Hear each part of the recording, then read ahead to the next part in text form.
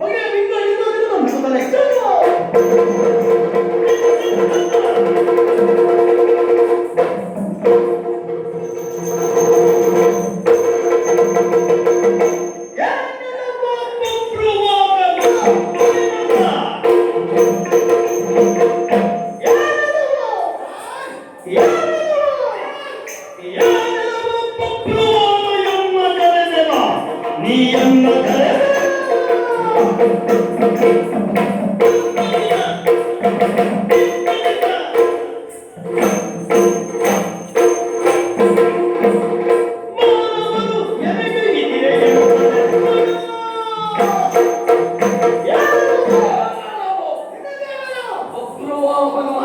ನನ್ನನ್ನು ತೆರೆಯುವುದಕ್ಕೆ ಮುಂದಾಗುತ್ತಾ ಇದೆಯಲ್ಲ, ಇದು ಅಹಂಕಾರದ ಪರಮಾವಧಿ ಎನಿಸಿಕೊಳ್ಳುತ್ತದೆ.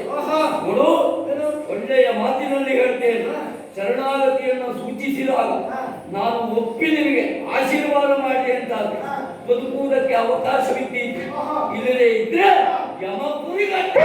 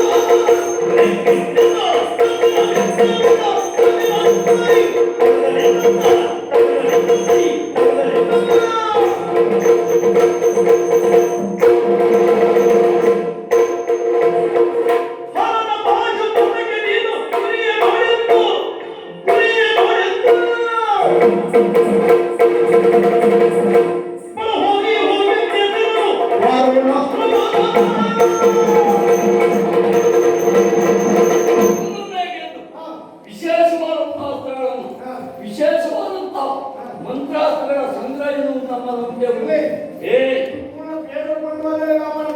ನಾವು ಆಲೋಚನೆ ಮಾಡುದು ಗುಪ್ಪಿ ಮೇಲಲ್ಲ, ಬ್ರಹ್ಮಾಸ್ತ್ರ ಯಾಕೆ ಏನಾಯ್ತು ಅಲ್ಲಿಯವರಿಗೆ ಮುಗಿತು ಎಂದು ತಿಳಿದುಕೊಳ್ಬೇಡ. ಬಂದನೆ ಯಾರು ಎಂದು ಆ ವಿಚಾರ ಮಾಡಿ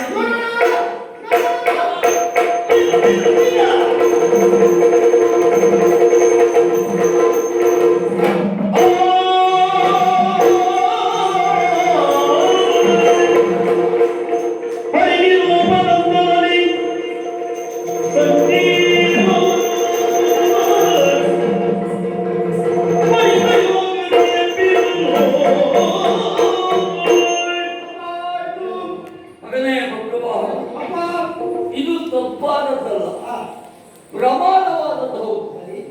ಆದರೆ ಈ ಪ್ರಮಾದದಿಂದ ನಮಗೆ ಈ ರೀತಿಯಾಗಿ ಒಳ್ಳೆಯದಾಗುತ್ತದೆ ಎನ್ನುವ ಹಾಗೆ ನಿರೀಕ್ಷೆಯುವುದಿಲ್ಲ.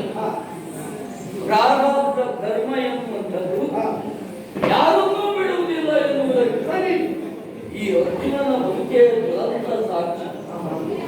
ಜ್ವಾಲೆಯ ಪ್ರತಿಕಾರವು, ಗಂಗೆಯ ಸಾವು, ಅಲ್ಲಾಡಿನ ತಾಯಿಯಾದಂತಹ ಚಿತ್ರಾಂಗದೆಯ ಬಿಸಿ ಮುಚ್ಚಿರೋ ಇದಕ್ಕೆಲ್ಲ ಕಾರಣವಾಗುವುದಕ್ಕೆ ಸಾಧ್ಯವಾಯಿತು ಹೊರತಾಗಿ ನನ್ನಿಂದಾದಂತಹ ತಪ್ಪೇನು ಅಪರಾಧ ಏನು ಎಂದು ನಾನೇ ತಿಳಿದುಕೊಳ್ಳುವ ಹಾಗಾಯಿತು. ವೃದ್ಧ ಬೇರಾಗಿರುವಂತಹ ನನ್ನನ್ನು ಸಂಜೀವನಿಯನ್ನ ತರುವುದರ ಮೂಲಕವಾಗಿ ಮತ್ತೆ ಬದುಕಿಸಿದ ಶ್ರೀಕೃಷ್ಣನ ಅನುಗ್ರಹ ಯಾವತ್ತೂ ಆಗಿ ಮಗು ದೇವರ ಅನುಗ್ರಹ ಎನ್ನುವುದು ನಮ್ಮ ಪಾಲಿಗೆ ಎಲ್ಲಿವರೆಗೆ ಇರ್ತದೋ ಅಲ್ಲಿ ನಮ್ಮ ಬದುಕು ಸುಖಾಂತ್ಯವಾಗುವುದಕ್ಕೆ ಸಾಧ್ಯತೆ ಉಂಟು ಎನ್ನುವುದಕ್ಕೆ ಅನುಮಾನವೇ ಇಲ್ಲ. ಹಾಗಾಗಿ ಕಪ್ಪ ಕಾಣಿಕೆಯನ್ನು ಹೇಗೂ ಒಪ್ಪಿಸಿದವನಿದ್ದೀಯ. ಇಲ್ಲಿಯ ಯಾವೆಲ್ಲ ರೀತಿಯ ರಾಜಕೀಯವಾದ ಹೊಣೆಯನ್ನು ನೀನೇ ಹೊತ್ತು ಮುಂದುವರಿಯಬೇಕು. ನಮ್ಮ ಅಮಿತವಾದ ಸೈನ್ಯವನ್ನು ನಿಮ್ಮೊಟ್ಟಿಗೆ ಕಳಿಸಿಕೊಡ್ತೇನೆ, ಜೊತೆಗೆ ನಾನು ಮಾಡ್ತೇನೆ. ಈಗ ಸದ್ಯಕ್ಕೆ ಬರುವುದು ಬೇಡ. ತಿರುಗಾಟದ ಅವಧಿಯಲ್ಲಿದ್ದವನು ನಾನಿದ್ದೇನೆ. ಅಶ್ವಮೇಧ ಯಾಗದ ಅವಕೃತದ ಕಾಲದಲ್ಲಿ ನಿನ್ನನ್ನು ನಿನ್ನ ತಾಯಿಯನ್ನು ಕರೆಸಿಕೊಳ್ಳುವಂತಹ ವ್ಯವಸ್ಥೆಯನ್ನು ಮಾಡ್ತೇನೆ. ಅದು ಸರಿ. ಆಮೇಲೆ ಆ ಪುಣ್ಯ ಕಾರ್ಯದಲ್ಲಿ ಭಾಗಿಯಾಗುವುದಕ್ಕೆ ನೀವಿಬ್ಬರು ಅಲ್ಲಿಯವರೆಗಾಗಿ ಬರಬೇಕು. ಅಲ್ಲಿಯವರೆಗೆ ನಾನು ಇಲ್ಲೇ ಸ್ವಲ್ಪ ದಿವಸ ತೆಗೆದು ಮುಂದುವರಿಯುತ್ತೇನೆ. ಮನುಷ್ಯನಾದವರಿಗೆ ಕಷ್ಟಗಳು ಬರುವುದು ಸ್ವಾಭಾವಿಕ. ಅಂತ ಕಷ್ಟವನ್ನು ಕಷ್ಟವಾಗ್ತಿರುವುದಾಗಿ ಪ್ರತಿಷ್ಠಪಡಿಸಿಕೊಂಡರೆ ಪ್ರಪಂಚದಲ್ಲಿ ಯಾರು ಸಾಧಿಸುವುದಿಲ್ಲವೇ ಇಲ್ಲ.